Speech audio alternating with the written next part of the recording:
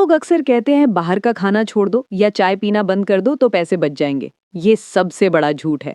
कंजूसी करके आज तक कोई अमीर नहीं बना। आज मैं आपको पैसे बचाने के वो घिसे पिटे टिप्स नहीं, बल्कि 5 ऐसे प्रैक्टिकल तरीके बताऊंगा जो असल में स्मार्ट लोग यूज करते हैं। और इनमें से 5वां तरीका तो इतना पावरफुल है कि वो आपकी सेविंग्स को ऑटो पायलट पर डाल देगा। तो चलिए जानते हैं वो सीक्रेट्स जो आपको कोई नहीं बताता। तरीका नंबर 1, पैसा गायब करने का नियम, द इनविजिबल मनी रूल। शुरुआत करते हैं सबसे कड़वे सच से। एक नियम है जिसे पाकिन्स लॉ कहते हैं। ये कहता है कि जेब में जितना पैसा होगा खर्चा उतना ही बढ़ जाएगा। यही वजह है कि सैलरी बढ़ने के बाद भी महीने के आखिर में हमारे पास कुछ नहीं बचता। तो इसका उपाय क्या है? बहुत आसान है। अपने पैसे को गायब कर दो। जैसे ही आपके अकाउंट में पैसा आए, खर्चा करने से पहले उसका 20% हिस्सा तुरंत एक अलग बैंक अकाउंट में भेज दो। उस अकाउंट का एटीएम कार्ड अपनी जेब में मत रखो। इसे कहते हैं जानबूझकर खुद को गरीब दिखाना। जब आपको अपने मेन अकाउंट में पैसा कम दिखेगा तो आपका दिमाग अपने आप फालतू खर्चे बंद कर देगा।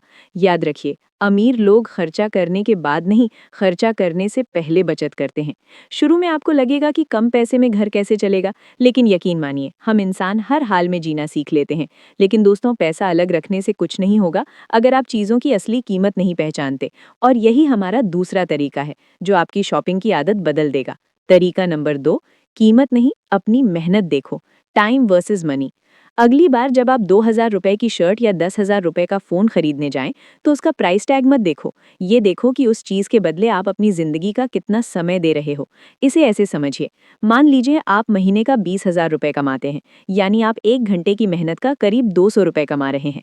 अब अगर आपको 2,000 रुपए की शर्ट खरीदनी है, तो खुद से पूछिए, क्या ये शर्ट मेरी जिंदगी के 10 घंटे की मेहनत के बराबर है? क्या उस एक शर्ट के लिए मैं ऑफिस में 10 घंटे काम करने को तैयार हूँ? जब आप पैसे को नोटों में नहीं, बल्कि अपने मेहनत के घंटों में देखना शुरू करेंगे, तो 90% चीजें आपको बेकार लगने लगेंगी। ये तरीका आपको कंजूस नहीं, बल्कि समझदार बनाता है। ये तो हो गई बड़ी चीजों की बात, लेकिन उन छोटे छोटे फैसलों का क्या जो हमारी जेब खाली कर रहे हैं, जैसे सेल देखकर कुछ भी खरीद लेना? अगला तरीका आपको उसी जाल से बचाएगा। तरीका नंबर 3, अजनबी वाला टेस्ट। हम सबके साथ ऐसा होता है। बाजार में या फोन पर कोई सेल देखी, चीज अच्छी लगी और तुरंत खरीद ली। घर आकर लगा कि इसकी तो जरूरत ही नहीं थी।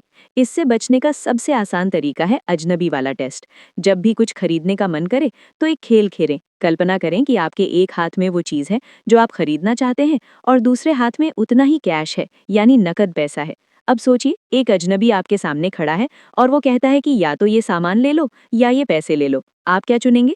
अगर आपका जवाब पैसा है, तो समझ जाइए कि आपको उस सामान की जरूरत नहीं है। आप बस लालच में फंस रहे थे। ये 5 सेकंड का टेस्ट आपके हजारों रुपए बचा सकता है।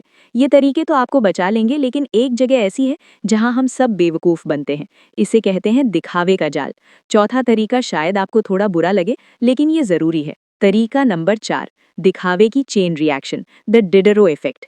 क्या कभी आपने ध्यान दिया है कि जैसे ही आप एक नया सोफा लेते हैं, तो अचानक आपके पुराने पर्दे खराब लगने लगते हैं?